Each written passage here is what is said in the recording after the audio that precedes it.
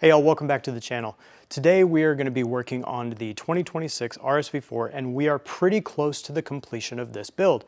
We've already addressed the exhaust system as well as the intake and tune. We've got a couple of pieces of protection on this bike as well as a couple of pieces that are going to help us with our track day life.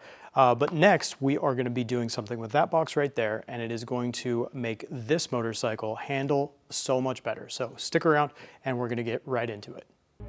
Never stop, I'll get it if I want it. Gotta make to myself a promise. I won't quit, keep going till I got it. I won't give up till I'm on top. Yo, no, I ain't the type to give up.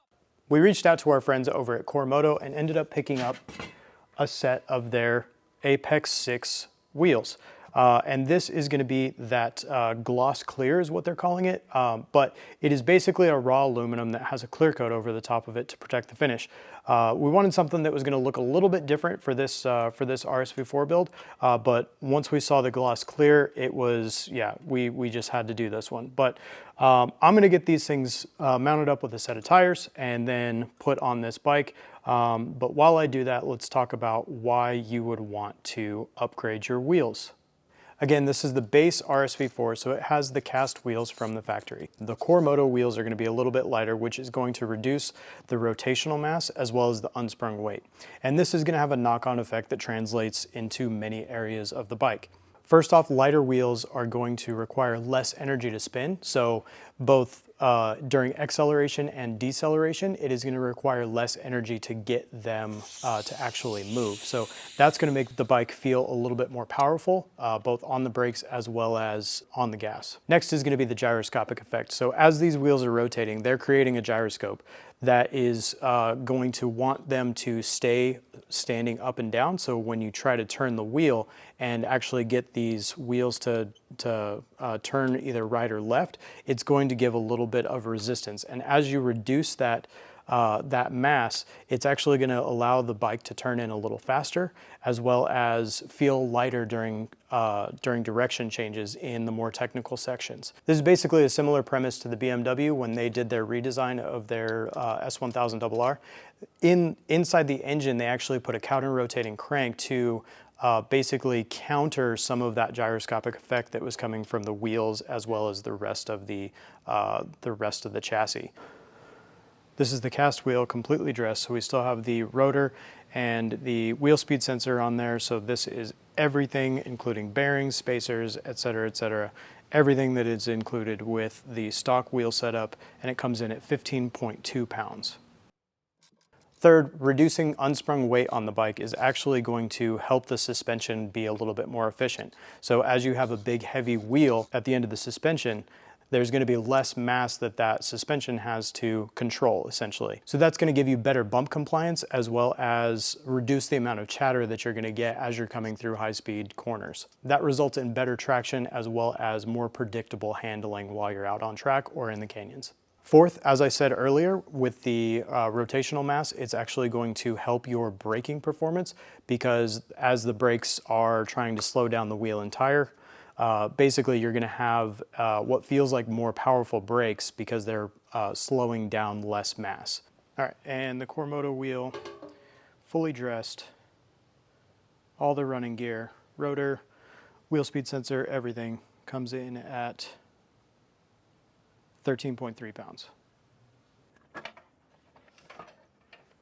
Okay, and now the rear wheel. 20.1. And then fifth, reduced mass is going to put less stress on the tires. So that is going to be coming from these cast wheels that we have on the base model here. It's actually going to reduce the amount of mass that is pushing it against the carcass of the tire. So it's going to allow the tire to work a little bit more efficiently, as well as deform less, because it is not having to control the mass of the heavier wheel. And that's going to allow the tires to run at a cooler overall temperature, as well as wear more evenly. And if that wasn't enough, they look freaking sweet. All right, now the Core Moto wheel. Again, that's fully dressed, 14.45.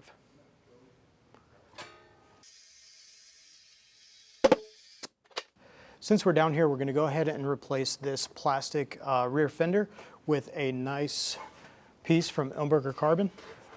So this piece is going to basically continue in our quest to just get as much unsprung weight off of this machine as we can. This fender does sit on the swing arm, so again, it's going to be unsprung weight. So gonna get this thing replaced. It looks like it's basically just 3 bolts, so should go on super easy. Okay, so this is the stock piece, 0.9, and the Ilmberger Carbon piece, half a pound. So that's 0.4 savings. Okay, what do you think? That's a set of Core Moto wheels on the 2026 RSV4. Everything went together just like it was supposed to. It was a little bit of work, but that's just swapping out wheels and tires, just pretty much, you know, any way you cut it, it's going to be a little bit of work, a little bit of sweat, and yeah, but we got it done. Everything is good to go. So this bike looks completely different from where we started. So it's making that transformation from the RSV4 base into a factory killer. So we've already done a lot of stuff to this thing. In the previous video, we did the exhaust, velocity stacks, and the tune. If you missed that, definitely go back and check that out. We also did some protection stuff in our first video. So we've got that video in the playlist as well. But yeah, it's really starting to, you know, kind of take shape as far as where we want to go with it. The silver, natural clear from Core Moto, I mean, has completely changed the look of this bike. So I think it's definitely going to be something that is going to turn a lot of heads out on the track. But realistically, we need to see how exactly it's going to perform out on track. So I believe Griff is going to be riding this thing just after Thanksgiving, so that'll be in our next video. We'll get a little bit of his reaction to how this bike rides as compared to when he took it out originally.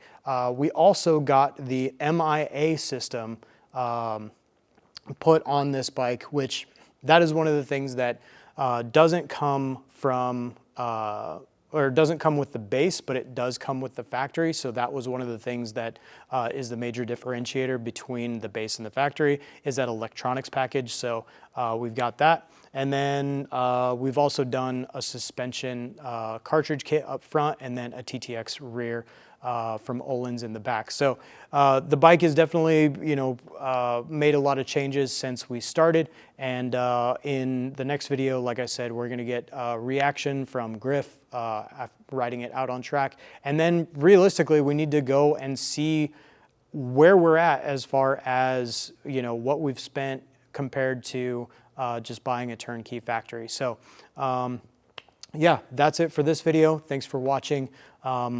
Please, if you have any questions, drop them in the comments, anything like that. We're here for you. So we do all this stuff here at the shop, and we do it all so we can have the knowledge. So when you call or when you send us an email, we have the answers for you here at Motovation.